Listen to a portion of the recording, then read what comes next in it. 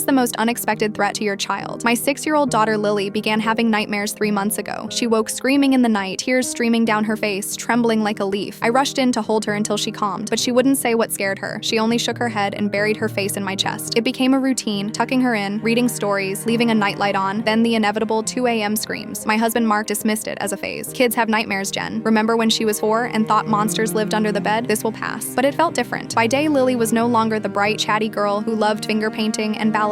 Instead, she became withdrawn and startled at sudden movements. She no longer wanted to go to school and began complaining of stomach aches every morning. Her teacher called, worried at how quiet Lily had become. I took her to our pediatrician, who suggested anxiety, maybe something at school was wrong, possibly a bully. Yet Lily insisted that everything at school was fine. Desperate for answers, I scheduled an appointment with a child psychologist. The night before our meeting, I heard Lily talking in her room long past bedtime. Cautiously, I crept down the hall and pressed my ear to her door. Please don't hurt me. I'll be good, I promise. Just don't tell mommy about our secret, she whispered. My blood ran cold. I pushed open the door, expecting to find someone there, but Lily was alone, clutching her favorite stuffed bunny. When I asked, sweetie, who were you talking to? Her eyes widened with fear. Nobody, mommy. I was just playing with Bunny, she replied, but the terror in her eyes told me otherwise. The next day, the psychologist asked Lily to draw what frightened her. After some hesitation, she drew a house, a small stick figure that looked like herself, and a taller figure with short, dark hair. When gently asked who that tall person was, Lily whispered, Uncle Bobby. My stomach dropped. Bobby, Mark's brother who had moved in 3 months ago while between apartments and who watched Lily after school, had always seemed quiet, helpful, and the perfect house guest. Yet as the psychologist asked more questions, the painful truth emerged. Uncle Bobby had been visiting her at night, telling scary stories about girls who kept secrets and threatening that if she ever revealed their special time, something terrible would happen to mommy and daddy. He hadn't physically harmed her, but his words had carved a deep psychological terror. I was shaking with rage when I called Mark from the parking lot. At first, he refused to believe me. Bobby wouldn't do that, Jen. He loves Lily. You're overreacting. But when I described the details Lily had given, his tone changed. He rushed home, and that evening, after arranging for Lily to stay with my parents, we confronted Bobby together. I expected excuses or denial, yet he simply smiled. A cold, empty smile that made my skin crawl. She's such an imaginative girl, always inventing stories, he said in an unnervingly calm tone. Mark lunged at him, but I held him back. We've already called the police, I said, my voice steadier than I felt. In an instant, Bobby's confident smile vanished into panic. The police investigation soon uncovered journals in his room documenting his sick obsession with my daughter and detailed plans to escalate his nighttime visits. We even learned he had been fired from a daycare job under suspicious circumstances that were hushed up. The man we thought we knew, Mark's own brother, was a monster hiding in plain sight. Lily is now in therapy. The nightmares have become less frequent and she is slowly reclaiming herself. Yet I will never forget the painful lesson. Sometimes the greatest threat to your child isn't a stranger in the dark, but the familiar face at the dinner table.